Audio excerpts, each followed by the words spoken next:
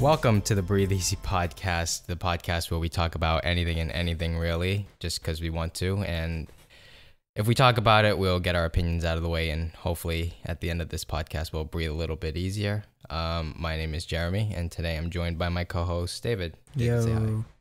Here we go. So we recorded this podcast. Today is Friday. Today's Saturday, actually. We recorded a podcast on Thursday.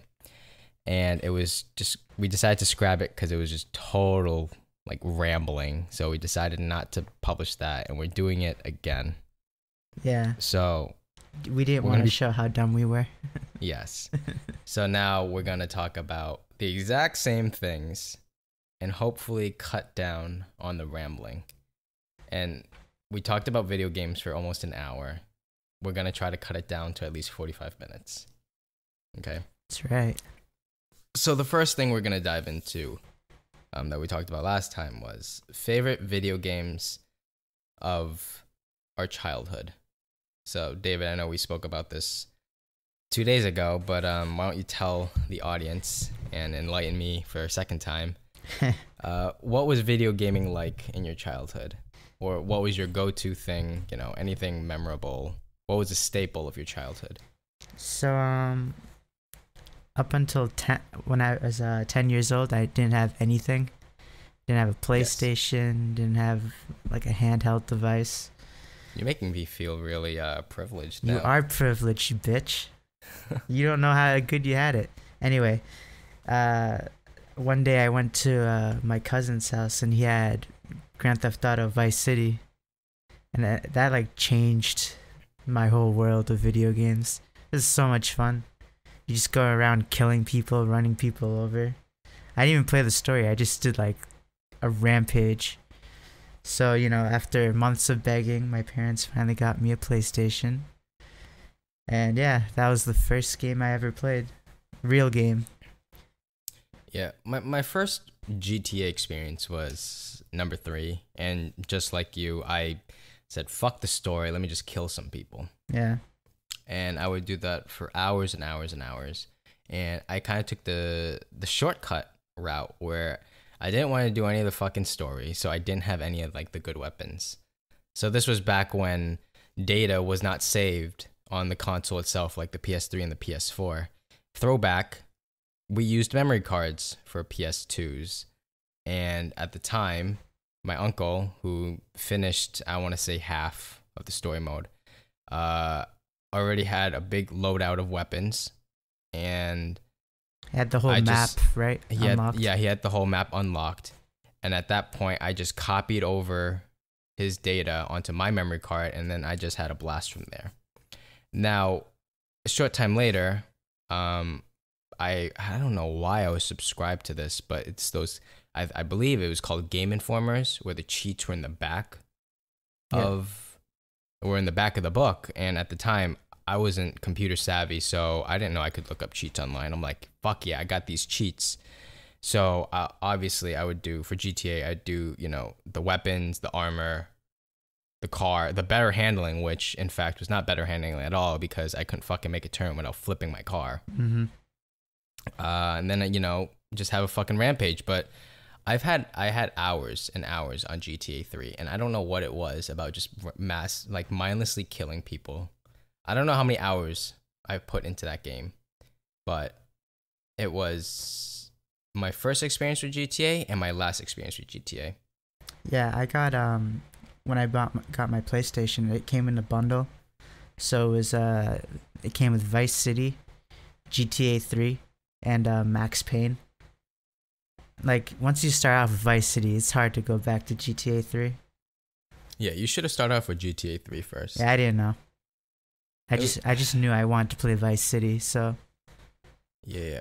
So, was Vice City the first game to have sex in a car, or was that GTA 3? I think they both had it. You could, like, pick up a hooker, and then once you stop moving the car, it would just bounce. No, but you had to drive to a secluded place. Yeah, a secluded place. You had to like either drive to a cliffside or drive in a bush, and then your fucking car would just be shaking. Your character models would just be sitting there. Just be sitting there with their hands in their laps. You turn the camera like 180 degrees and you just see them sitting, but the car is still shaking. Yeah. Video game sex circa 2000, 2003 or so. Yeah. For me, it was at least like 2003. And then Max Payne, which is amazing. I still like Max Payne. I never played Max Payne. My first experience with Max Payne was fucking Mark Wahlberg as Max. That's not good. I watched the first 5 minutes of it. I think it was not a memorable movie. No. Which is why I don't remember any of it other than Mark Wahlberg as Max Payne. Yeah. And the girl from that 70s show, wasn't it? What Mila was her name? Kunis? Yeah, her. Mila Kunis was in it? I'm pretty sure she was. This is how much I cared about Max Payne. I don't even know who the female cast in Max Payne was. I didn't even know it was bad. I mean, they just. I mean, I would imagine most of Mark Wahlberg's movies are shit anyway. What are you talking about? Transformers. Yeah. The Happening. Yeah, his fucking in the pantheon of Mark Wahlberg films, right up there is Max Payne and The Happening, which if I remember correctly, The Happening was literally people dropping dead from the trailer, people just dropping dead and being rolled over by a lawnmower, and the whole thing of the movie was Earth retaliating against humans. Yeah, which I'm not gonna say that's a shit plot, but it's a shit plot. I mean, he was in The Departed, and that was good. That was a good film. The Departed was a really good film. He wasn't the lead, so I guess it doesn't count. But he just portrayed like just such a badass in that movie. Yeah, he did. He was maybe in like 20% of the film. He got cut out maybe halfway through the movie because he got fired or took administrative leave, and then at the last 5 minutes, yeah, he just came in with doctor's shoes and just shot Matt Damon. It was incredible. Yep, it was incredible. So going back to video games, again, we're going to be talking about this for a second time. My most memorable experience with video games was for the PS2. Mind you, I had an N64, NES, SNES. I'm pretty sure I had a Sega Genesis. Jesus. And they were all like hand-me-downs. So. Oh wait, hold on. Let me clarify. I did have a system before I got a PS2. It was an Atari 2600. Yeah, you caught me off guard with that because is that just a joystick? Yeah, the joystick and had a little button. You played like what was Pong. that? Yeah, Pong. And like that Tarzan game. There was this game on Atari, I believe. It was like the maze game where you couldn't touch the edges or something. Do you know what I'm talking about? Probably. I probably have it. I'm sure you do. If you still have the Atari thing. Yeah, it's in my basement, just locked up. Yeah, so my first not memorable, but just rewinding, I would play Mario 64, where you jump into the paintings. That was a pretty fun game. And then for some reason, I had like a bootleg PS1, so I can only play bootleg games. It was like modded. So I couldn't play the actual games, but I guess it was a way for me to get games from other people, have them copied, and then I would be able to play them. But thinking back to it now, there was no PS1 game that actually like drew my attention. Fast forward to PS1 games, but I never had a PS1. So my parents bought them. Didn't understand that they couldn't be put into a computer, so they just sat there for years. Did you put them into the PS2 when you got it? Eventually. I figured out that was a PS1 game at that point. But I'm pretty sure you couldn't like downgrade from the graphics of Vice City and then go back to virtually 8-bit of PS1. Well, I mean, at that time I only had 3 games for the longest time for PS2, so I just took whatever I could. This is true. So for me, fast forward to from bootleg games to now having an actual PS2. My dad was he just came home one day because he was at the casino at the time, and he used his points to buy me a PS2. Mm-hmm. And the first title that he bought me was Dynasty Warriors 3, which is a hack and slash game, based on the era of the Three Kingdoms in China, but it's a fucking Japanese game, whatever. But I don't know how many hours I spent on that game. Like, I did the story mode, I did free mode for no reason, just to, like, you know, get the upgrades of weapons and stuff. But me being a loser, I was like, I guess, enamored with that environment, and I don't know, it was just such like a monumental game for me. I don't know why. It was just hack and slash, so there's no real in-depth story mode. Mm-hmm. But I fucking loved it. Me being 10 or 11 years old when I got it. Yeah, it was fun. To the point where I would get 4, 5, and 6, and then me realize, like, it didn't matter that all the stages were all the same, just different map design, different, you know, character models and stuff. But the story mode was always the fucking same. Even to now, I'm pretty sure at the time of this recording, Dynasty Warriors 9 it's at came 9? out a few months. It's at 9 now, and I'm pretty sure it's the same story mode, maybe a few more characters, but it definitely fell off. Yeah, definitely. I believe now they're trying to do like a free mode, like an open world atmosphere, and it completely like fell off. Like, it's probably the worst out of all of them in terms of reviews of what I read. It's hard to do the same game 9 times. I'm surprised they're still doing like the same story mode all the time with every single character. It's always like, for those who have played, it's always Yellow Turban Rebellion, Hulao Gate, fucking Hefei, Wuzang Plains, and those are like the monumental maps, and they just rehash them every 2, 3, 4 years whenever they come out. So why don't you list just list a couple of other games For all platforms or specifically PS2? anything like early on that meant a lot, that you look Meant a back lot. with nostalgia? Sad to say, I didn't own Final Fantasy VII. Yeah, same. I didn't own it. In terms of old school gaming, I would have to say Mario 64, just because I loved running around and getting the hat that made you fly around. Mm-hmm. No, I didn't finish the game, and I was stuck on the same fucking painting all the goddamn time, because at the time, man, I just wanted to have fun. I was like, fuck your story. The next one probably be the Assassin's Creed, 1, 2, and 3. I don't know. It was just something about the parkour aspect, the assassinations, and the open world that just made the world seem so vast. 2 is really good. The whole 2 series, 2, Brotherhood and Revelations, was really good. Mm-hmm. And then it fell off towards 3, and then I said, fuck 4, 5, 6, 7, whatever title it's on now. Yeah. Just because now, I think the whole thing that caught my attention was the storyline of Desmond Miles. The main character, they access his memories, and that was that. But then they killed off Desmond in number 3. I really wish they didn't do it like that, though. Like, the futuristic aspect of it. If they just kept the game in the past without this bullshit, animus things. Yeah. I would have liked it more. I could have done with that, but since Desmond was built into, I don't want to say the mythology, but since he was built into 1, yeah, I became accustomed of him being part of the story.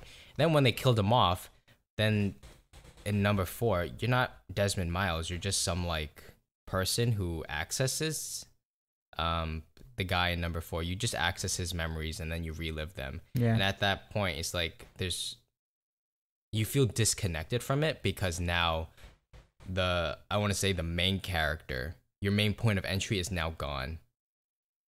All right, what If you get what I'm else? saying. No, I get it. I want to say Super Smash Brothers, but I didn't have any friends back then.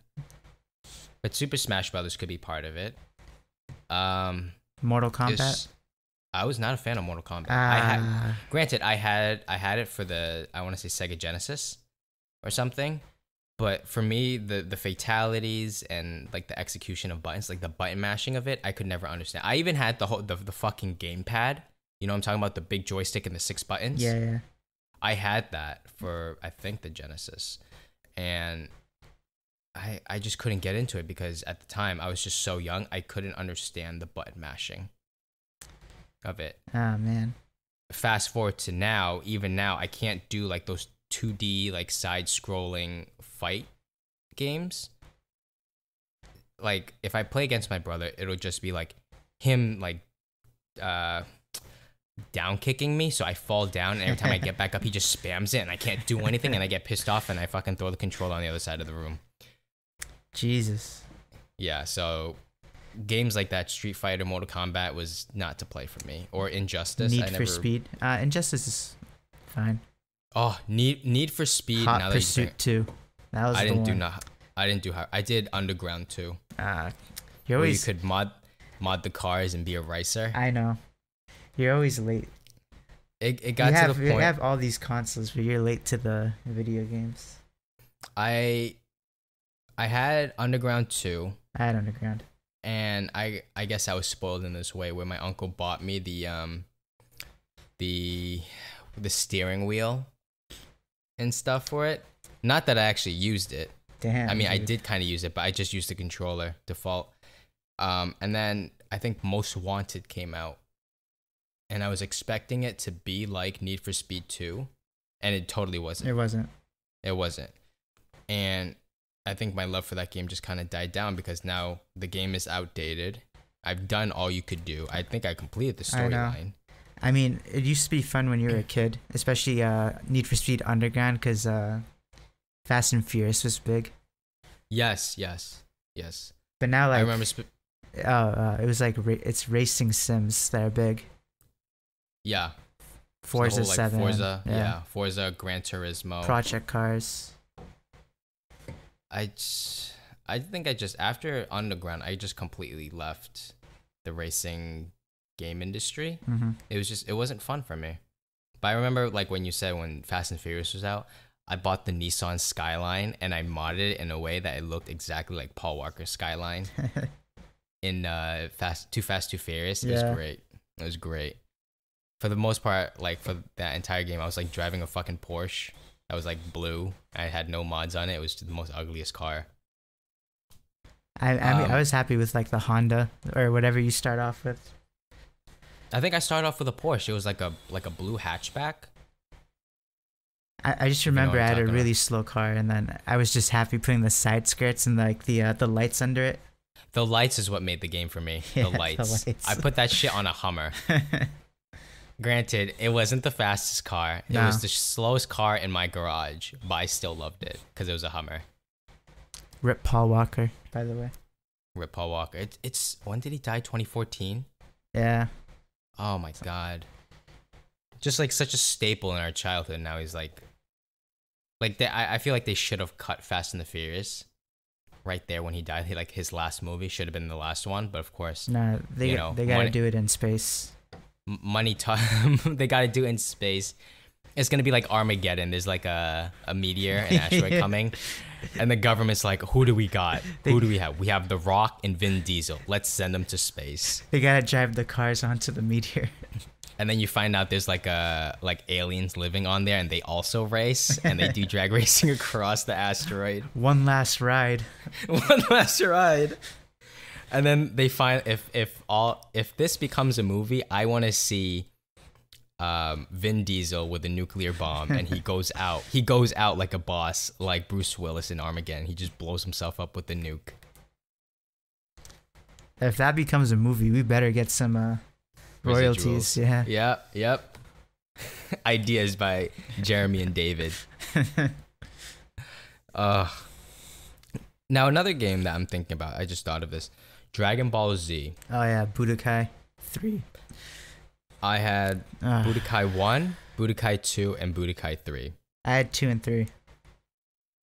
Let me tell you, I cried playing Budokai 1 because I could not beat Frieza. Really?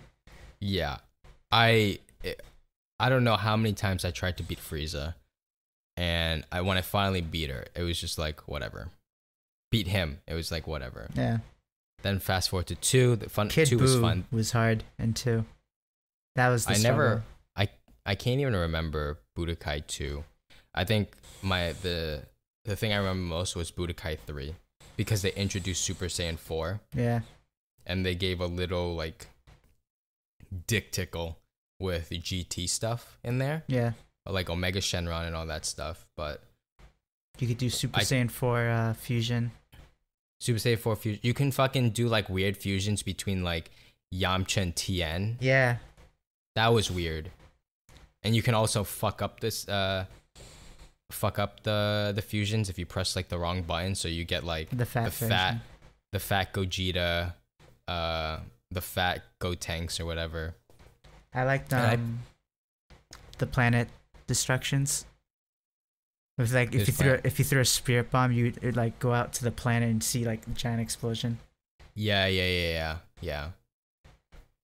I tried to play 1 or 2, so backtrack essentially, and I'm like, I can't do these graphics. Yeah. I really can't do these graphics. Then Tenkaichi came out, which is the next iteration after Budokai 3. I played a lot of that. I wasn't used to the 3D aspect of it, so then I kind of dropped the game. And so I definitely missed out on like all the next Dragon Ball Z's. Yeah, I missed out on a lot of Burst Limit. Yeah. What's the newer ones? The newer Tenkaichi ones? I don't know about the Tenkaichi, but I know there's the Xenoverse one. Xenoverse, yeah. And then they took it a step back just recently with Fighter Z. Yeah. Now it looks more of like manga drawn. It's less CGI looking. And I believe they took it back to a 2D fighting space. But because of that whole like 3D fighting aspect, I missed out on Dragon Ball and I missed out on Naruto. Mm-hmm. Yeah, because for some reason they felt like 3D fighting was the way to go, but like I couldn't do it. It was okay. I mean, it's not like it wasn't like competitive. For us, it wasn't competitive, but people played that competitively. Dragon Ball Z? No, not Dragon. Like Tenkaichi, that kind of thing. Oh, I'm pretty sure they did. If you look up on Twitch right now, I'm sure there's like shitty tournaments where like 25 people are in attendance. But definitely for Mortal Kombat and Street Fighter, there's tournaments for that. I guess, yeah. Now I wanted to fast forward to leaving games of our childhood. Well, do you have any games of your childhood other than Vice City, Max Payne? I got Kingdom Hearts back when you could go to the library and rent it out. I played that for like 3 weeks. No, don't say yes. You didn't have to experience that. I'm saying yes to Kingdom Hearts. I'm not saying yes to the library because yes, I owned Kingdom Hearts 1 and 2. Did you know they did that though? Did what? They had video games that you could borrow. At the library? Yeah. Yeah. I never did that shit though. Because I would never return them. I think to this day I still have a balance on my library card. And at that point I just said, fuck this, and I never went to the library ever again. But yeah, Kingdom Hearts. I'm sure there's a lot. I just can't remember it. San Andreas, I know it didn't count, but I put a lot of hours into that. Yeah, I never played San Andreas. All I just know is it's the first game where a black man could swim and ride a bike. That's right. Ride a bike. Both true. And I couldn't help but think, are they saying that white people can't swim? Or are they saying black people can swim in water?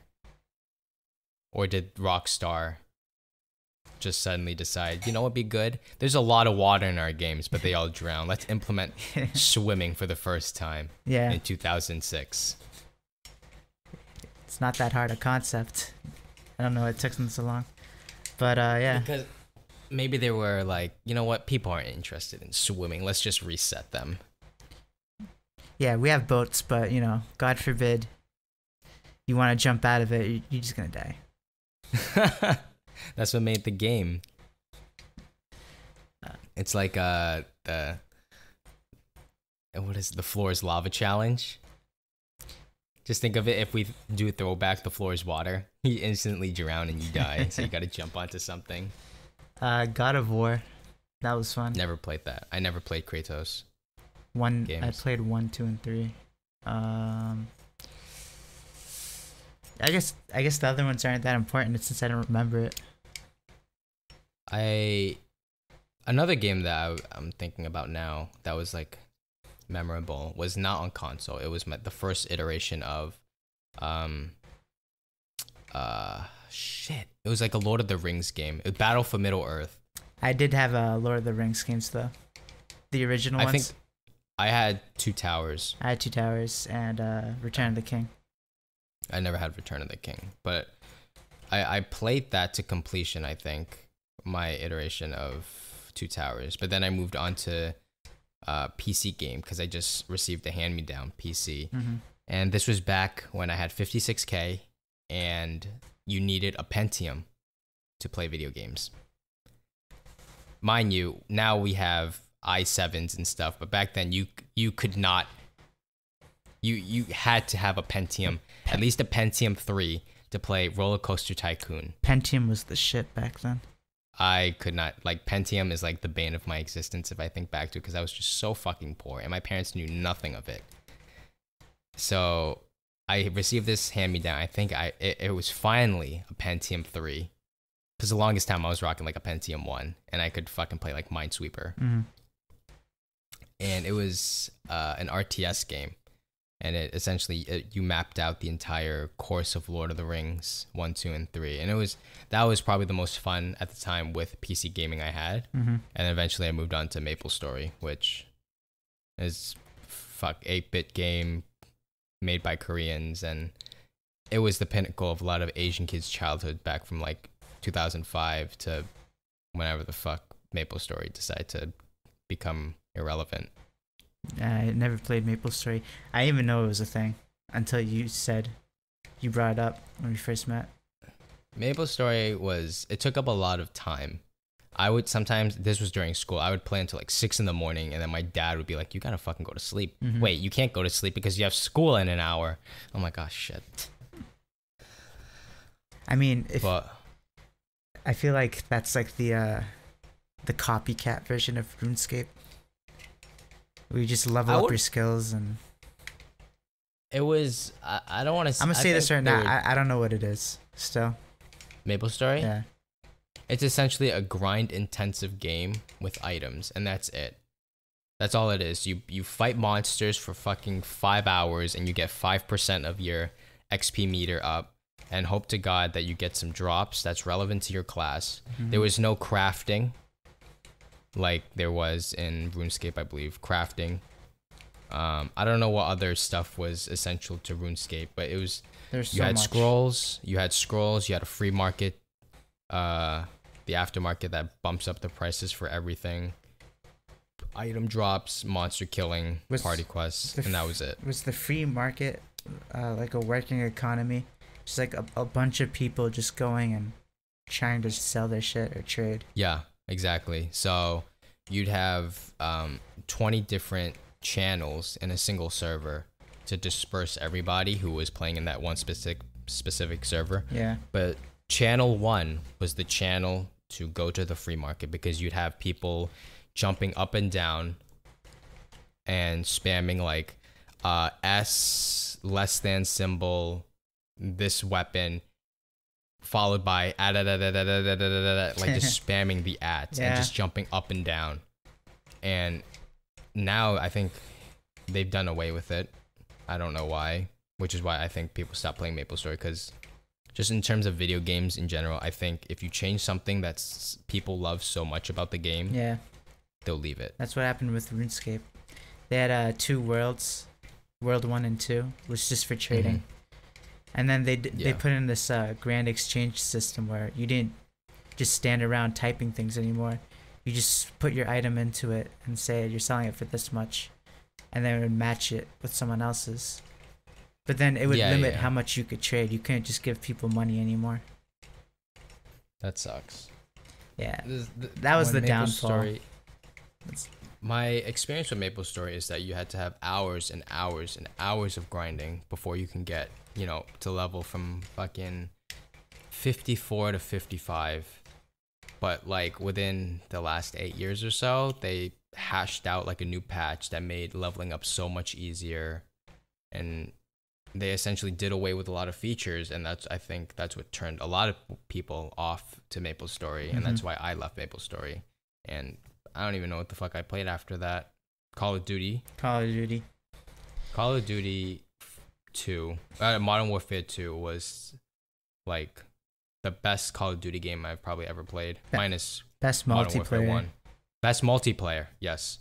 Modern Warfare 1, great storyline. Modern Warfare 2, great multiplayer. Okay. As long as you have that spike in there. Yeah, okay. So we just had an intermittent break because David had to do something. So we were talking about Modern Warfare 1 and 2. So what was your experience with those two games? I had 1 for a little bit, but then it was 2 that really me and my friend just like played hours of. He would come over to my place. I had like 2 TVs. He'd bring his PlayStation. We'd be like right next to each other, playing multiplayer for like hours. And like we'd do the thing where that's when kill streaks were at its probably best, where I would go AC 130 and he'd go chopper gunner. Which would totally defeat the purpose of if you put the two together. I know, but I don't know, it was fun.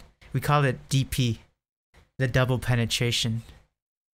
All right, what a fucking great name. If you didn't die from AC 130, chopper gunner got you. You're one of those dicks. Hell yeah, dude. It was, one of those, and we were both really good. I don't want to call it screen looking, but that's essentially what it was. What do you mean? No, we're on the same team, bro. I guess, but I feel maybe I'm just spewing bullshit when I say it's like 2 people on multiplayer on the same team. I don't know. Maybe I'm just an idiot. 2 really good people. We never maybe lose. 2 really good people. Yeah, I had a clan going, and every single day after school we would play from like 5 p.m. to like 12 a.m. from Modern Warfare 2, and it was just straight like the same people. Yep. Or we would like swap in and out people with the clan, and we just constantly just do like quick scoping intervention. Or we'd be dicks. My favorite loadout was the Riot Shield, C4, and Scavenger Pro, and a Thumper. Mm-hmm. For those who don't know, that's like all explosives. And I fucking loved it because that's like the best troll build for Modern Warfare if you're not going fucking Commando Lightweight Pro, which essentially has you run really fast and you can do lunges. You just stab people. You just stab people with lunges. It was great. I loved it. I love that. Yeah, that was good. But when they came out with like Black Ops and Modern Warfare 3, that's when my love for the game started to die. For that franchise, I think after Modern Warfare 2, when I tried Black Ops, I'm like, I don't like it. Yeah, everything from that point kind of went down, and it wasn't for me anymore. It was just the play style of the game. Yeah, just seemed so drastically different. I don't know if the experience was for you the same, but I felt like you could die a lot more easily in the future games than Modern Warfare 2. I remember I didn't enjoy Black Ops, the online aspect of it. Zombies was fun, but after that, I just felt like there's no reason for me to get Modern Warfare 3 or any of the newer ones. Oh, so you didn't waste your money like I did? No, I didn't. No, good for you, because at least you had the fucking foresight to not waste $60 on a new game. It was terrible. At least you didn't buy like Call of Duty Ghosts, right? No. I don't think I had any of that. Yeah. After Modern Warfare 3, I stopped purchasing them. Yeah. Just also because my friends also dropped out of playing Call of Duty as often, so there's that. And then we all moved towards League of Legends. I think a big reason why we stopped before I started playing League of Legends is there's way too much hacking on the PS3 at least. It just ruined the game. I didn't experience hacking until after I left for a time because everyone was gone. And then I just went to log back in to see what, the game culture, if it was still the same, if the hacking was prominent. It was prominent, all right. Yeah. It was prominent. People were fucking jumping 250 feet in the air with an intervention. I'm like, okay, let me turn this shit off. It just ruined the game. Yeah, it definitely. Like, how sad ruined it. must your life be that you have to hack the game? Just fuck I think around. if anything, just hack a single player, and you'll probably have just as much fun as hacking a multiplayer game. Yeah. There's less chances of you ruining a game for other people, and there's less chances of you getting fucking banned. But I guess I digress because the game's donezo, so Yeah. we ain't playing that anymore. I played Battlefield 3 a lot. That was like the game in between Modern Warfare 2 and League of Legends I think I played Bad Company, online. which I think yes. 3 was the best. Like, at its height. Battlefield was my first exposure to bullet drop Yeah, same. with sniping.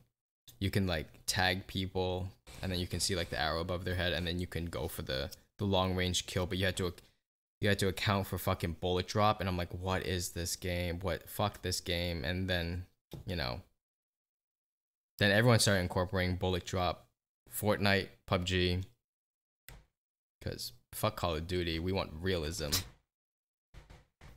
You mentioned League of Legends. Yep. What was your experience with that? Ah, God. Too many hours wasted. Do you view it as more cons? No, more it was probably the best online.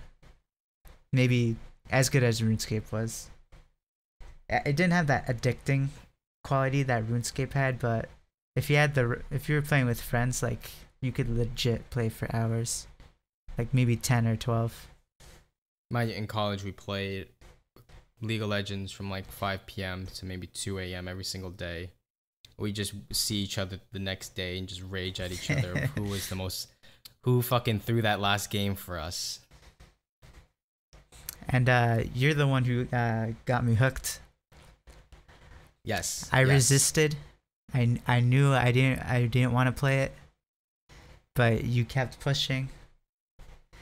Dude, it's because at the time nobody was on that league bandwagon. I know.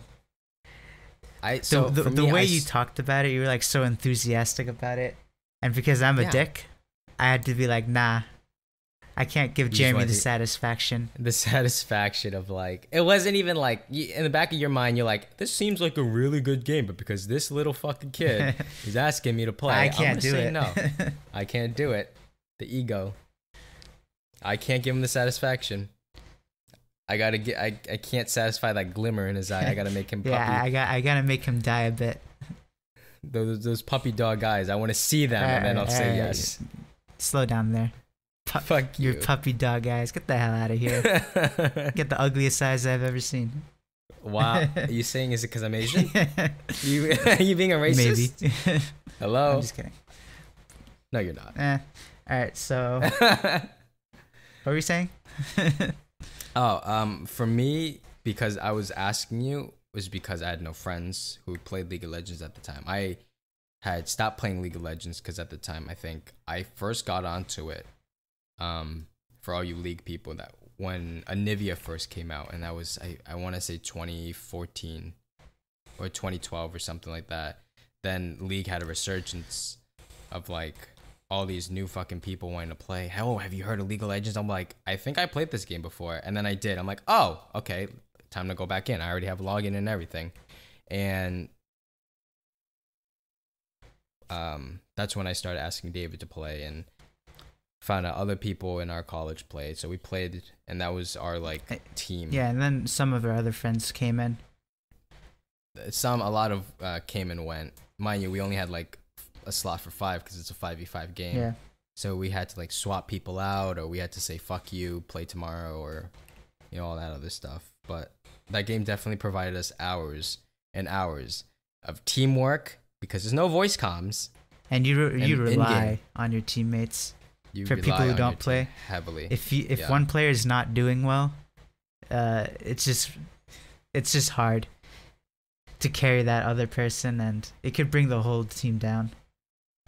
Just let it be noted, if you have a shitty player on your team, more or less, you might as well just FF forfeit and hope to God you get another player, or at least fill up every single slot with someone that you know, so you trust their ability. Yeah, And the thing is, if you're playing with friends and you know they're bad, like you only have two options. You could quit the game, forfeit the game, or just keep playing knowing that you're gonna lose. Yeah. The amount of times Jeremy tried to quit the game or forfeit the game, but we kept saying no. Yes. And which still resulted in a loss, mind you. Yeah, I'd say Fucking like assholes. 90% of the time we lose. It's essentially you guys didn't either. You kept saying no to my forfeit because you're a dick, or because you thought we had a chance. I'm like, there's no fucking way we're gonna win. And there are instances where we win when I try to forfeit the game, but those games go on to like 50 to 60 minutes. And at that time, it's like, is it worth it? Because I can just reset and go into another game if we forfeit it at 20 minutes. But no, we dragged it up for another half hour. You'd be like, who said no? And I'm like, I didn't do it. But I actually did it. It would be like we got this. One yes to 4 no's, and used to be like, no, it wasn't me. Like, oh, okay, all right. That yes was mine. We do have this one friend. His name's Billy, and he's gonna be on the next podcast hopefully. But just a short preview of what's to come. He's the type of motherfucker that thinks he can go into a 1v5 and come out unscathed and kill everybody. What actually happens is the complete opposite. He deals no damage and completely gets CC chained and blown up. And he'd be like, oh, I didn't know. I thought you guys were right behind me. Dude, I messed up. Give me another chance. Let's do it again. Well, let's run it back. He typed to the enemy T one more time. Don't end. Come on, back off. He'd just be like the guy who would think he's just excels in every single champion when he's actually in fact shit. But we like to have him around as the comedic relief. Yeah. But when we're actually doing good, there's been multiple occasions where he throws our games completely, and I kick him out of the Skype. This was back when we were using Skype and not Discord. I would just instantly, because I was the host, I would instantly just kick him out before he started talking, before the game started. I'd kick him out any instance we got. Whatever. Sure. Yeah. I don't even know where we left off because we had to take a quick little 2-second break because David I think had to you're do something. complaining about Billy. Yes, Billy. Yeah, he's a scrub. Let's just leave it at that. Yeah, let's just end it there. Let's just end it there. Just real quick, just talk about the downfall of why we stopped playing. I honestly think it was the constant meta changes, which definitely the constant meta changes. So we had to play some roles completely differently. The rollout of new champions, the nerfs and the buffs of specific weapons, which that is integral to a game. But I think just for us, since we've put so many hours into the game, it also got boring. I mean, I remember how strong they made supports, and it'd be like impossible to kill like their ADC because they had so many heals, so many shields, and they were like big shields too. Like you can't do anything. Yeah. So also like the people who log in on our friends list just slowly kind of dwindled as time went by. They're cancer. We would just be arguing half the time. Yeah, and I think at that point we just moved on to like PlayerUnknown's Battlegrounds, which we played for a good year. David less. That was a struggle for me to join. That was another game Jeremy asked me to, and it took me a while to buy it. Well, why did it take you a while to get the hang of it? Because it was $30.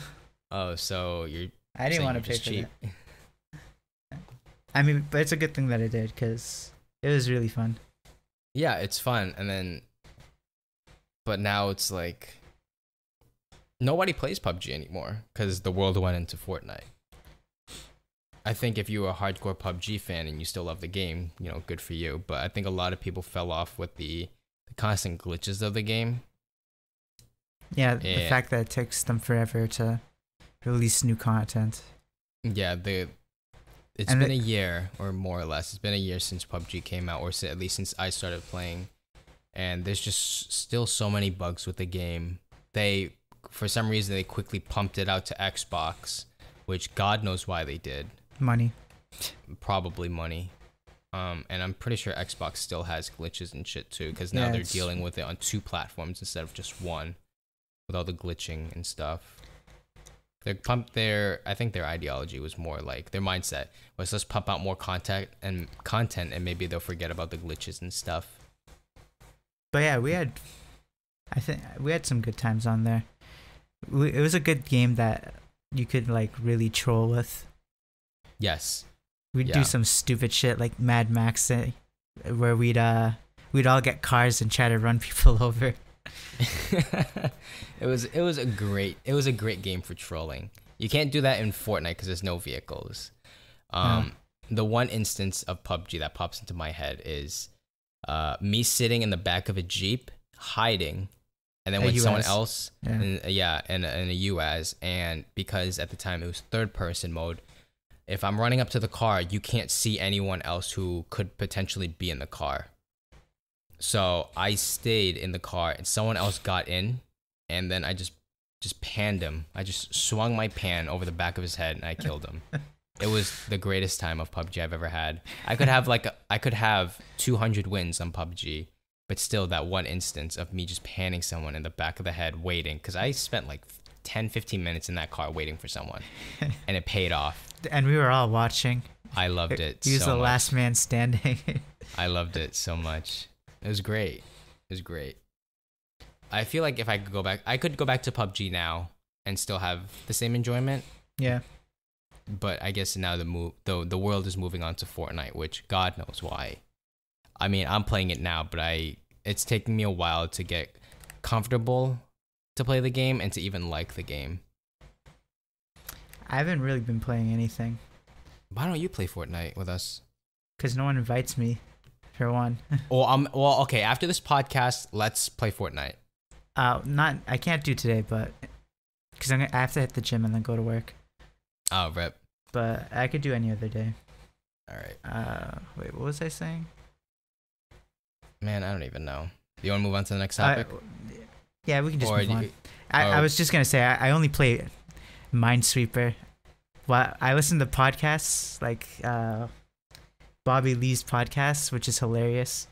And Tiger then Belly. Tiger Belly. Yeah, it's amazing. And I just play Minesweeper. That's legit. You just play Minesweeper on your regular day? Yeah. Your day-to-day basis? Like, if I come home, I'll just put on a podcast, play Minesweeper, or I'll custom League of Legends, so I don't have to deal with people. I haven't booted up League of Legends since February of this year. I gave it a good 2 months where I didn't even touch it, but then last couple of days, I just do that. Sometimes I like to just log in to see when my last played game was, and then I log off. I mean, just to see if I can keep the streak going. Yeah. Do you? Mm-hmm. How long is it? I think I looked at yours. It's been like since March, right? Yeah, something like that. And I don't even find enjoyment of playing the game anymore. Yeah. Real quick. Also, I do buy other games. Like I bought games on Steam that were on discount, like Assassin's Creed 4. I played it for like 5 minutes. I'm like, oh god, this is so boring. Yeah. I don't find enjoyments like I used to. Or maybe there isn't any good games. I think it's because we're getting old. It's just that we don't find enjoyment of games anymore as much as we used to. Yeah. Do you feel that? Like, there's lots of games that I've bought on Steam for sale. It could be like $5, $10. Yeah. When original price is like 60 or 30 at the time. I play it, like you said, for half hour. I'm like, okay, turn this shit off. I mean, I think there's exceptions to that. Like, if there's a new Elder Scrolls, you bet your ass I'm gonna play the shit out of that. I can't do Elder Scrolls. But no, I'm just saying, like, that's the exception. I could play. That's the game that if it were to come out today, I would literally drop everything and I could play it for hours. I can't do that. This is how I know I'm getting old. I prefer to play board games than actual video games. Yeah.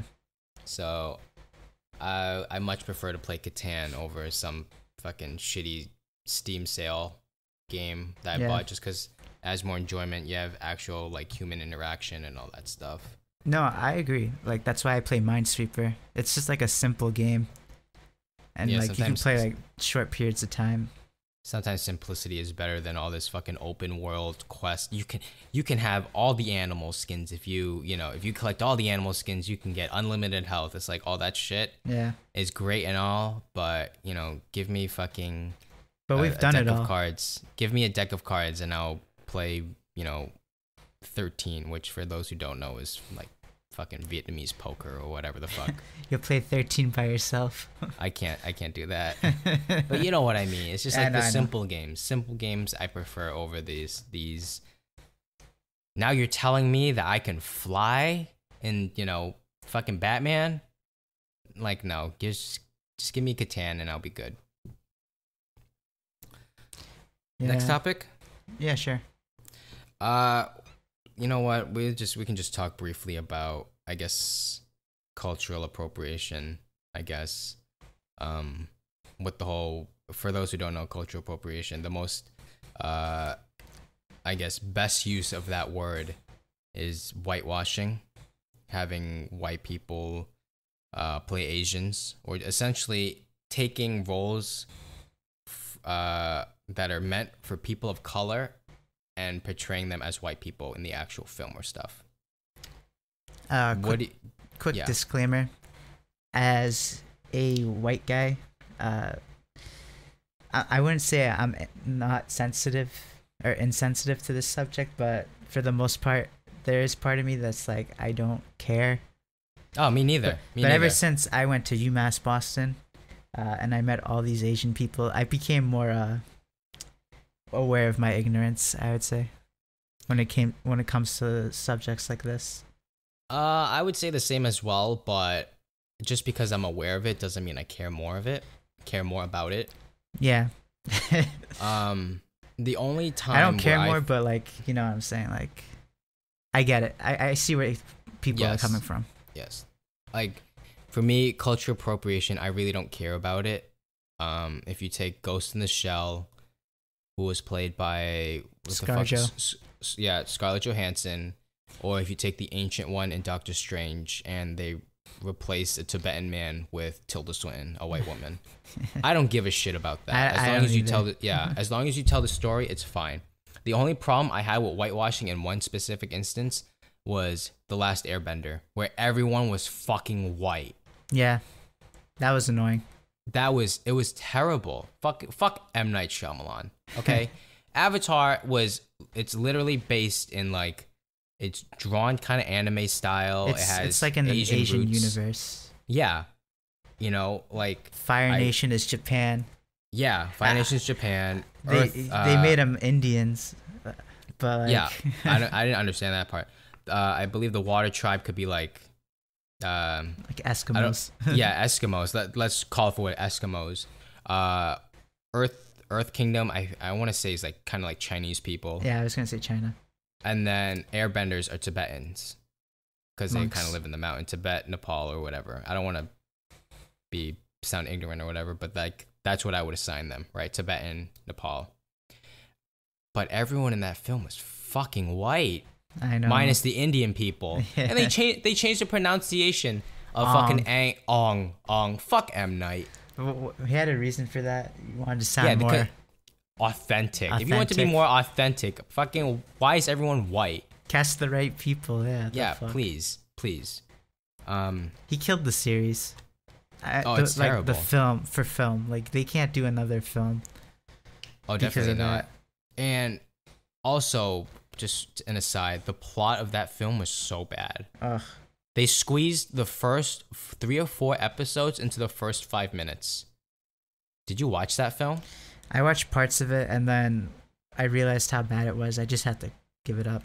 I snuck into that movie while waiting for another movie, and I left 5 minutes later because I'm like, I can't believe they had the audacity to put this shit on film. I know. And put it into theaters. It was terrible. But I wanted to talk about, this is months late, the white girl who wore that Chinese traditional dress to prom. And it was blown out, in my opinion, it was blown out of proportion. I don't know why. Big time. It shouldn't have even caught the attention. It was on the news. I don't understand why it was on the news. But, I guess Asian Americans It's not even Asians. Like Chinese people, when I guess because I read an article, Chinese people were ecstatic that a white woman was wearing a Chinese dress. Across the sea, now in North America, Asian Americans feel the need that they want to be disgusted and upset that a white girl is wearing their stuff. And I read an article about, the white gatekeeper and all that stuff of why are white people the standard, that why do they set the standard of what's appropriate, of what's acceptable in public. So again, we talked about this on the last podcast that we scrapped. Banh mi kind of stinks because it uses fish sauce, but now fucking everybody loves banh mi. Yeah, right. I fucking enjoy a good banh mi. I had one yesterday. I mean, to be fair, I didn't start having banh mi because all my white friends, were starting to eat it. It's because you guys, my Asian friends, introduced me. Else I probably still wouldn't have known what it was. It's a delicious sandwich, but you have to get through that. It's not a bad smell. It's just a unique smell. Yeah. So if we apply this to the dress, or I kind of get that point. Like, yeah, I get it. But I get it. She's like what, 17, 18? Yeah, going to prom. She's not even thinking about anything like that. It's just some girl, trying to have fun, wearing a dress she thinks is cute. But I think the whole thing is that like Asian people are the kind of like the model minorities. Like they don't say anything. They kind of just let things go. But now there's a resurgence, not a resurgence, but there is an emergence of Asian social justice warriors. But just let me give a one line to those people. Shut the fuck up. All right? You can't bitch about everything. The girl literally said she went into a thrift shop, saw the dress, and she wanted to wear it because it looked pretty.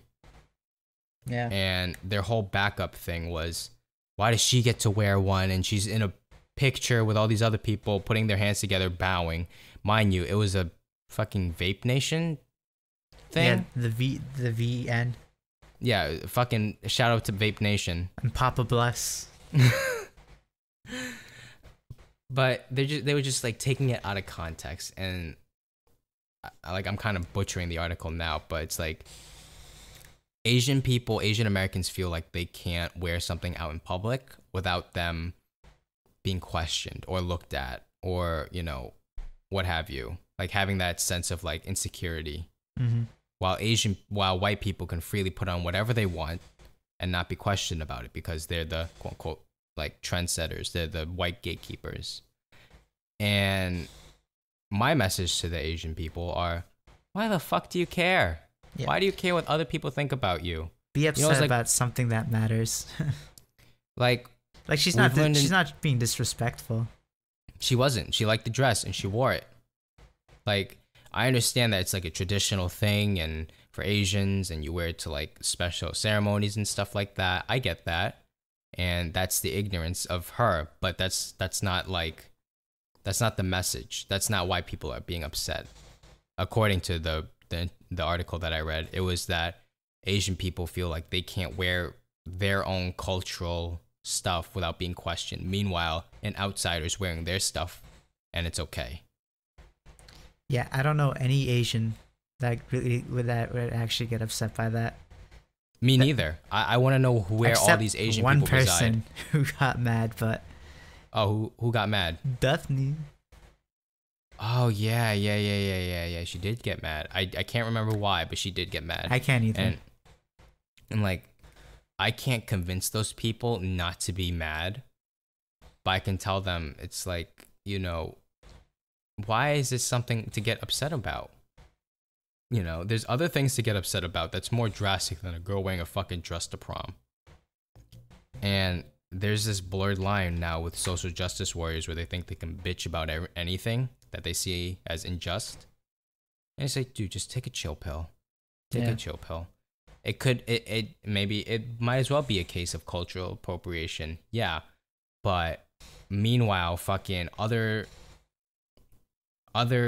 issues should be addressed other than a fucking girl wearing a dress to prom. Like, that just should not have got news, but, you know, that's just my take on it. I'd say one good thing came out of it, and it was Which all is? those memes.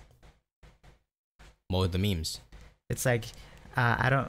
What was the line? Like, I don't appreciate you wearing my culture, but it'd be like SpongeBob. I do remember this one. There'd be a bunch. There's a bunch. I can't see. That's the thing. I can't think of things right off the top of my head. Oh yeah, me neither. Like, I'll be like, what the fuck is this? What the fuck? I'll just spam the fuck, and then until I actually think about it, until I think of it. But yeah, there were memes, and they were good. God bless the internet. God bless the internet, because we wouldn't have memes without them. Do you still want to talk? Well, I mean, you don't really have a take on a cultural appropriation, I do don't. you? Yeah. Yeah. So yeah, my main message, and I just wanted to say this: just shut the fuck up and worry about something else.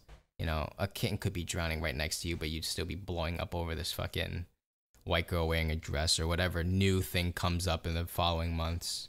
Whatever. Let's move to something a little bit lighter, I guess. I think we're gonna stick with this futurism stuff. David, what do you think about the future of AR and / VR?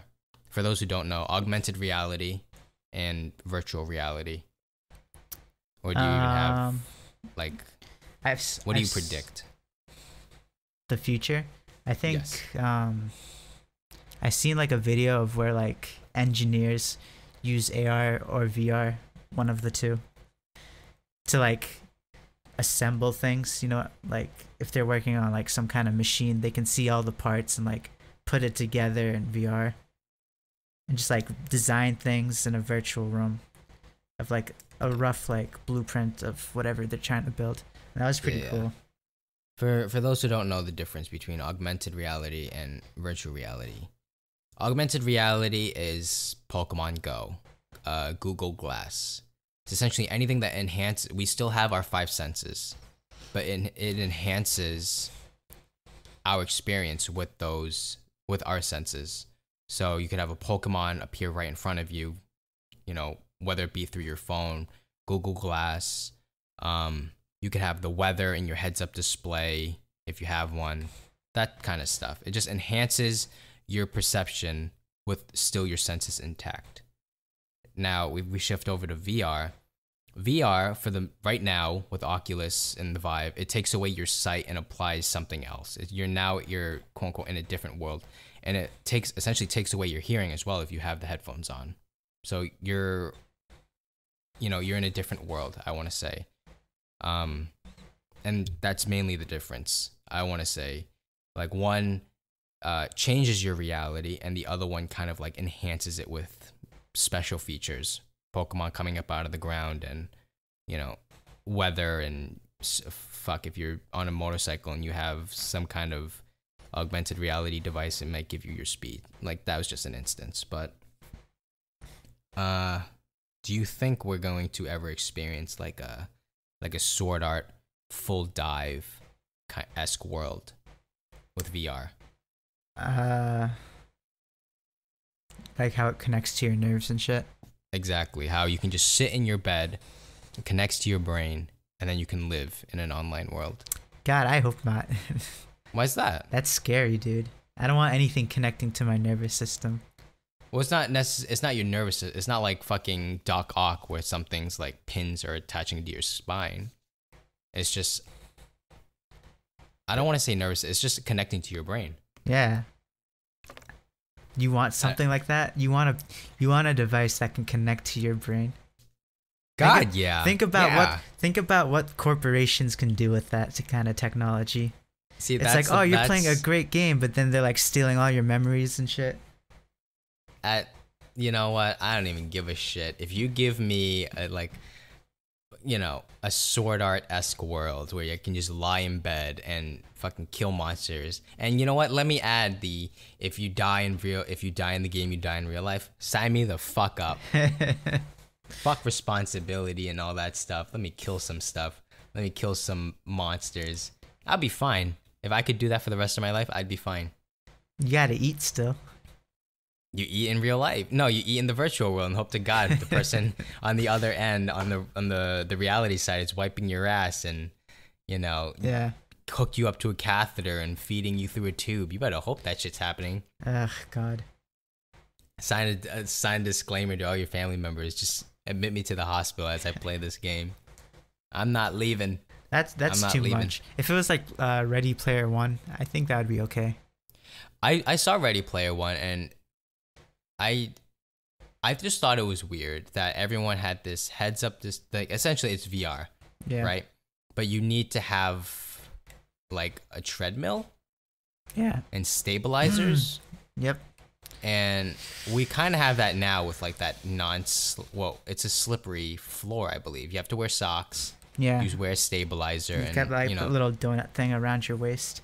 Yeah, exactly. We have that. I guess that's the closest we have to Ready Player One. But I wasn't feeling that just because now like you have to move and stuff. Oh, you don't want to move? I'd rather have it be more on the Sword Art end where I can just lay down, essentially go to sleep, or connect my brain to like a database or a server or whatever. But realistically though, what do you think it's going to be? I think like engineering aspect, like it'll get to such a level where you can really design things in great detail. I think it's more in terms of the future of AR. I think we're gonna have like a Tony Stark-esque. When he builds his Iron Man suit, the blueprint is up on the table. He can take things out, throw in the trash can, assemble things, take off the helmet. Like that's what I want for AR in terms of the manufacturing industry. That'd be a great development for them because, God knows we need a lot more Tony Stark technology in the world. I don't see AR. There was the Google Glass, which was kind of like AR. You have like the browser, you have all that other bullshit in the glass or whatever you see in the glasses. Yeah. And you have Pokemon Go. But I don't see AR really having a place right now. Maybe in the next 50 years, where where AR can suddenly transform the whole city into something else that it's not. But I feel like the future is leaning more towards VR. Yeah. With the arrival of Oculus Rift and the Vive and stuff. Yeah, those video games, they're just gonna get better. More accurate. The visuals are gonna be better, and hopefully that spills over to porn. There is that type of thing. I saw it was like a Japanese people made it. It's essentially you wear a VR headset and you attach something to your dick. And it's essentially, if fucking anime girl is jacking you off, that thing on your dick now has the sensations on it, and it's really fucking weird. The Japanese people make weird ass shit. Or like that what was it, $10,000 sex robot? I don't know why you would ever have a $10,000 sex robot. That's the end of days.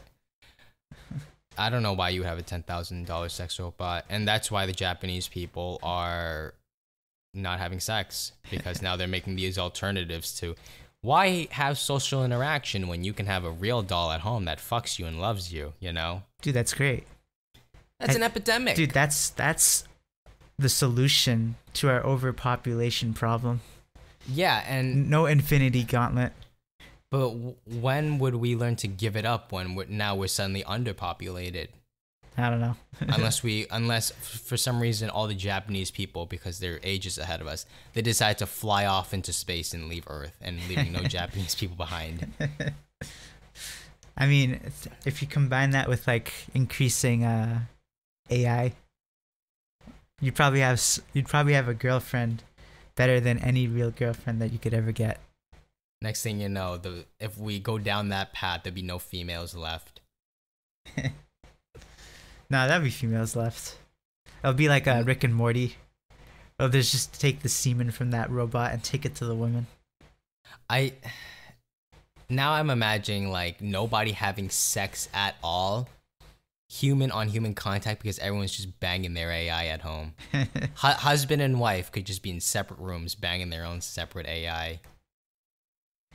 Oh, you know what? Let's take not an aside, but let's transition over to something else. I guess it's kind of like augmented reality. I was watching, I want to say it's Black Mirror a year ago, and you can essentially relive your memories. Do you watch Black Mirror? No, I don't. So let's say Daphne and Nelson, right? They've been in relationships before. Daphne and Nelson are our friends. They've been in relationships before, but if you apply it to the Black Mirror atmosphere, you can relive your memories. So is it cheating if Daphne is now looking at prior memories of her having sex with other people? No. It's not cheating. Why is that? I mean, because it's happened, right? It's like if you were to go inside your own mind, just like relive it while your boyfriend's like right next to you. Like, it happened. It's not happening. Yeah, but she's still getting that. She's still getting that sensation as if it's actually happening. Still though, I don't think so. I get what you mean, but you know, I hope. I don't know. Do you think that is a possibility of AR where you can relive your dreams? It might not even be AR. Let's just call it technology. Do you believe that would you want a future where you could relive your memories or your memories are logged? I mean, I wouldn't. I don't really see the point. It's like when like old married couples start complaining like, so much better back then. He would have been a better husband or whatever. You used to do the dishes. Now you make me do the dishes. You used to tell me you loved me. Instead of complaining about it, now you can just go relive it. But at that point, is there even a need for a husband anymore? Hell yeah, dude. Or you can't just live in the past all the time. Hey, you never know. You never know. So I think for me, the future of VR is definitely a full dive system. Like I've stated before, I want a Sword Art-esque world where I can just lay in bed and, you know, fucking kill some monsters as I lay on the couch. Hopefully that happens in like the next, I want to say 10, 15 years. I hope so. I don't think so. Not Sword Art level. I mean, maybe not Sword Art level, but I hope that we make advances in technology where where in the field of VR where it happens, where I don't mind tapping into, because I haven't touched VR yet, but I want my first experience with VR to be on that level. Because when when I first watched Sword Art, I'm like, this is VR, right? Next thing you know, I Google it and it's like, what the fuck is this? I'm on a roller coaster and I fall down, you know, because I don't have the perception of it, you know, like that's not where I want VR to be right now for me to try it. Granted, I've had people tell me that VR is fucking incredible. It's okay. Which I'm sure it could be, but I don't want to try it just yet. I'm waiting 10, 20 years for it to happen where I can just lay on a couch. When it gets good. When it gets good. In terms of AR, there's nothing about AR right now that would entice me to try it in 10, 20, 15 years, to be honest with you. I mean, the most we have right now is fucking Pokemon Go. Right? Yeah. And it's in the next 10, 20 years, maybe it'll, yesterday, I shit you not, I watched another Sword Art movie, which they left VR and now they're in AR. So you have people like in designated areas fighting monsters. So they're using their physical bodies, running out to, let's say, downtown Boston in the Commons and fighting a big ass monster with like 50 people hacking and slashing away. And it transforms the entire city from your perception. So now downtown Boston could be a post-apocalyptic world where the Hancock Tower is now in ruin. There's no grass, it's just dirt on the Commons, you know. Fiery cars. There's no more cars. They're all on fire. They're all catching fire on the street. through that headset, it essentially transforms the entire city to look like, whatever game you're playing. Right. Hopefully, like, that's the best I can think of when it comes to AR. Mind you, my impression of VR and AR comes totally 100% from Sword Art, but I hope that happens. Maybe not in like the applications of video games, but in terms of, maybe construction. Like, that's the first thing that comes out of my mind. Construction. When like things look shitty, like with all the renovations and shit going on throughout the city, people putting up new buildings and stuff and all that. Mm-hmm. Let's say we have a headset that that everyone in their daily life lives, that wears, and it can be like a coming soon now, like instead of like billboards that say coming soon and there's like a fucking building that it could look like that. I would want that to be, instead of me seeing an empty lot, I want to see that building, but it's labeled coming soon. You know what I mean? Yeah, like, yeah, there's or an empty spot, you put on the headset, and yeah, there's a projection of what it could possibly be. Right. Or I want to say redemption, like you earn points for something, for anything that you do, and everything is now operated by wireless data. So now, let's say I fucking help some old lady cross the street or whatever, or I played a video game and now I'm collecting points for stuff, and I can take my headset because everyone's wearing it and go to the cash register and redeem like a fucking free drink or whatever through that headset. You helped an old lady across the street. It was just a fucking rough example. I can't think of anything else that you could do that helps you redeem points. You work your 8 hours a day, here's a free coffee. Yeah. Or stuff like that. I guess. I don't want that much technology in my life, to be honest. You don't want flying cars? Nah. Dude, people can't drive cars while they're on the ground. Do you think that's going to be any better in the sky? Well, maybe if we have some cars in the sky, then people will start 9/11ing with their cars. Like, come on, man. Elon Musk did 9/11. They're doing like underground highways now. Have you heard of that? Or like, yeah. I've heard of it. Now that you mentioned Elon Musk. He wanted to put hyperloops under whatever city. I think it was LA. Yeah, so much traffic. And the residents was like, "Well, I don't want to." I think he just wanted to have like the public's opinion on his plan, and the public was very much like, "I don't want that shit under me. I'm gonna feel the vibrations and all that shit." It's like, well, the hyperloop uses magnetism. It's not touching the ground. You wouldn't even have vibrations, which goes to show how much people actually know about the hyperloop. But it's like, I think some people are just so adamant about staying in their old ways that they're not open to new things. I could see something like that, especially like a place like LA where the traffic's awful. Like, yeah, my parents went to LA like last year and they were like, the traffic was terrible. Yeah. Terrible. Also, and things in LA are just so like widely spread.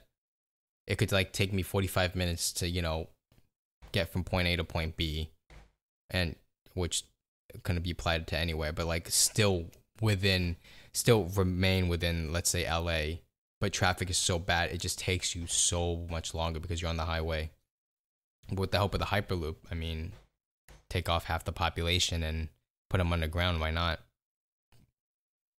So let's say we're on like the subject of technology. If there's like this chip that they can implant into your body that basically do everything you needed, and like a little projector was on your hand, and like it would be like the new cell phone. Would you do that? I don't know, because sometimes there's that, that weird ass projector of the keyboard and you can just tap on the table, and that's just janky as fuck. I don't know about now, but I mean, maybe if that's the way of the future, I guess I would, cause like you don't want to be like that one guy with a fucking Nokia cell phone that survives a nuclear I would blast. be that one guy. I mean, Really? there's always like limits. Like, I feel like cell phones are already like invasion of privacy. Like all the information these companies get. I bet they always like they listen through your microphone, even though they say they don't. Oh, they definitely do. Sometimes I talk about some stuff and then it appears on Instagram as an ad for Oh for my Amazon. God. I'm sure they definitely listen because I could be talking about getting something for my dog. And then it'll show like dog food, right? Yeah, is that exactly? Yeah, So that's I feel happened. we're already at that point where I don't even care. Dude, I care. That's why I'm always careful. You're one of those people. Are you one of those people that like cover up their fucking webcams? I don't do that. I'm not that paranoid, but I don't know. I just don't like. I don't like them listening in on me. I feel like I'm applying the mentality of like go hard or go home. We're already being surveilled via Everything. messenger or location. So why not just have the government do this and that anyway, you know? As long as it like they're not fucking taking people and killing people. Yeah. You know? As long as your social security, your bank, and all that is secure. Like why do you care if someone knows your last name or what you look like? I don't know. That's just my take on it. There's just a lot of people that say like, yeah, I don't want people to know my, like I know people that like rip off their address from like mail Yeah. and all that stuff, which I mean, that's understandable if it's like confidential stuff, but if it's just like fucking spam mail, I don't know. Maybe it's just me. I like to keep some things private. I don't want everyone to know. I don't want some. Yeah. I don't want FBI guy listening in on me. Next, you know, ice taps on your window. And so is it just a chip that essentially is a phone? Well, it'd be living in you, so it could like monitor everything. It'd be like some kind of hypothetical future. You know, like if you're walking in to pay for something, you just like tap your hand onto the thing, so you're never really carrying anything physical, like in your pockets or whatever. I would do that. Oh god. Like just on the description that you're providing, I would do that. Now it brings up. I wouldn't even do those ancestry tests. I wouldn't want to do that shit because I know where I come from. Do you? Fucking Chinese people are innately Chinese. We're not like white people where I can be like a hint of Greek, a hint of Italian, a hint of this. Chinese people are strictly like Chinese people. If you get what I'm saying. Yeah, but I think it's more for like the, you know, everyone else. But like China was never like, I don't want to say colonized like all the other countries were. But like Japanese, if you're Japanese, you have no reason taking that fucking test because if your parents came from Japan, ain't nobody like they ain't fucking anybody else. I think I would say the same thing for like China. Like I know my family's like Chinese.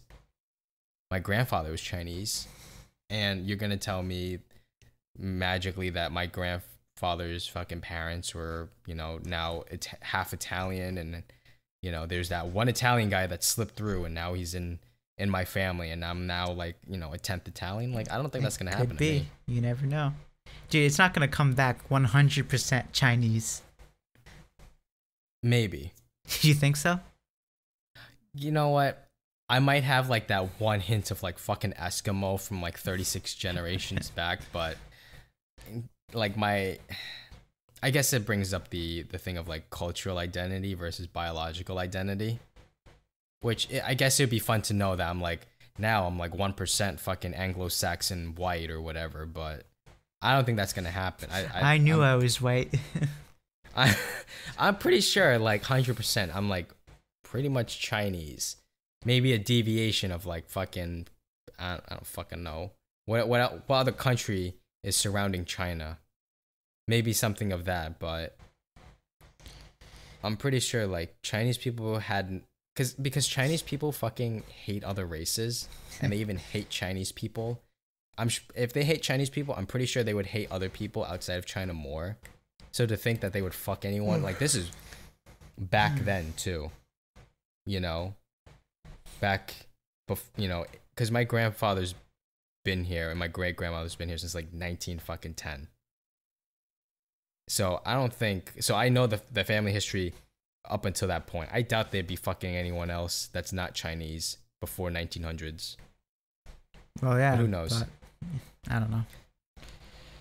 But I mean, going back to that system of your arm, I would think like it'd make life easier, but now it brings up crimes of like, now you have fucking people jumping people at night for their fucking chips and cutting it out and now using it and cutting off their arms. Yeah, exactly.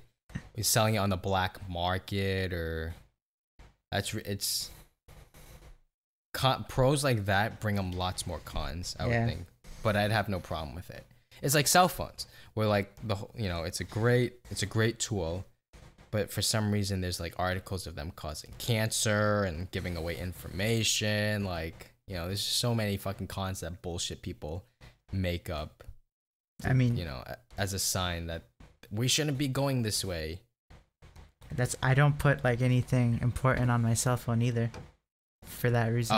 Yeah. I don't do that shit. Someone asked me to Venmo them or something, one of those kind of things.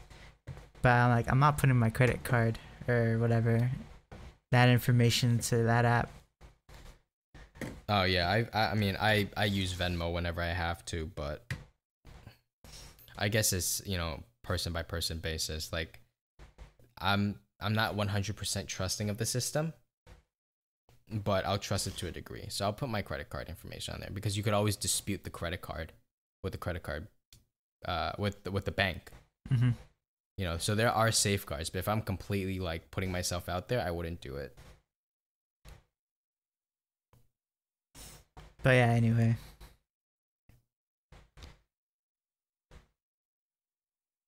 Good talk. Good talk.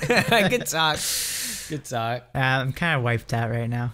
Yeah. So I think here's my thing. Like after an hour, I'm tired. Yeah. So I guess we'll end this now. Yeah. Yep. Yeah. So a quick correction on the last podcast. I provided the wrong email. It's thebreatheeasypodcast at Gmail. Last week I omitted the. So if anyone, I doubt anyone actually sent anything. Now we have the right email on file. So if you have any questions, concerns, comments, if you want to, ask us about how you wipe your ass, I'm pretty sure David will gladly answer that for you. Oh yeah, I was actually thinking of doing that as a subject. Wiping your ass? Yeah. Do you wipe back to front or front to back? Do you wipe sitting up or standing up? I sit down, I lean forward, I do bottom to top. Bottom to, yes, as do I. I think it's weird if you do top to bottom. Yeah, that is weird. Because now you'll have like dingleberries and you're pushing it to your fucking sack. And exactly. You have like shit under your ball sack. Who does that? Yeah, that's weird. You know what? Send us an email if you do wipe from top to bottom. We want to know who all the weirdos are. Yeah, okay. And how clean your balls well, women shouldn't be doing that. That's how you get infections, right? Yes. So as noted, wipe from bottom to top. Start at your asshole and wipe up towards your back. Yep. Not towards your balls or your vagina, because you might get an infection. Also, I used to not do this, but I use wet wipes. I just recently bought those. It's a good way to finish up. It's like I recently final thing. bought that. Yeah, I heard they're really good. I haven't used it yet, but I just have it sitting on my toilet right now. Wet wipes. Because toilet paper can only do so much. You need something to really get that extra bit. And I'm not even gonna lie. Sometimes when I wipe my ass, I don't know. Maybe I wipe too hard, but my asshole kind of feels chafed sometimes. Mm-hmm. Yeah, so that's why I bought those wet wipes. So yeah, if you have any questions you want to ask us or comments that you saying we suck, we're the greatest or whatever, shoot them at thebreatheeasypodcast at gmail.com. So again, sign off now. just if anyone does listen next episode, we have a special guest. His name's Billy. You're really gonna enjoy him. Yeah, because he's pretty fucking dumb. Yeah. When I say special, I really do mean special. Like special ed? Yeah, like he's straight up retarded. Just to set it straight, he's borderline. Like he might have Asperger's or something. Who knows? He has the tism. The tism. So anyway, we'll be signing off here. I've been Jeremy, and this has been David. David, say bye. Bye. And this has been the Breathe Easy podcast. Bye. Bye.